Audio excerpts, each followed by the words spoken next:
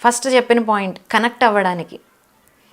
జనరల్గా దాన్ని ఎలా యూటిలైజ్ చేసుకోవాలి?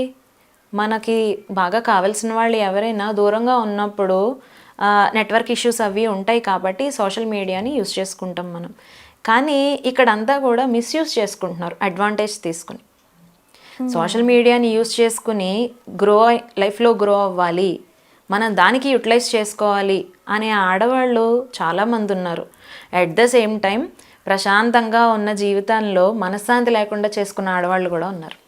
ఓపెన్గా చెప్పాలంటే మేడం, మన డీటెయిల్స్ అంటే పర్సనల్ వీడియోస్ కానీ లేకపోతే పర్సనల్ ఇన్ఫర్మేషన్ మొత్తం కూడా మనమే ఒకరికి ఇచ్చి మనం చెడిపోతున్నాము అనుకోవచ్చు కదా మేడం. ఎగ్జాక్ట్లీ. అంటే మామూలుగా ఎందుకని ఎడిక్ట్ అవుతున్నారంటారు? ఎందుకంటే ఇందాక మీరు చెప్పినట్టుగా ఏది చేసినా సరే, ఒక ఎకేషన్ ఉన్నా, ఇంట్లో పూజ ఉన్నా, లేకపోతే స్పెషల్ గెస్ట్ వచ్చినా మొత్తం కూడా వీడియో తీసి ఖచ్చితంగా ఎడిట్ చేసి పోస్ట్ చేయాల్సిందే. అప్పుడు దాకా వాళ్ళు ఇంట్లో ఫుడ్ పెట్టరు, ఆ గెస్ట్ని కూడా సరిగ్గా పలకరిస్తారో లేదో అన్న విధంగా తయారవుతుంది. మనం చూస్తున్నాం కూడా. అంటే ఒక సెలబ్రిటీ అయిపోవాలన్న ఉద్దేశంతో ఇలా చేస్తున్నారు, లేకపోతే ఏంటంటారు?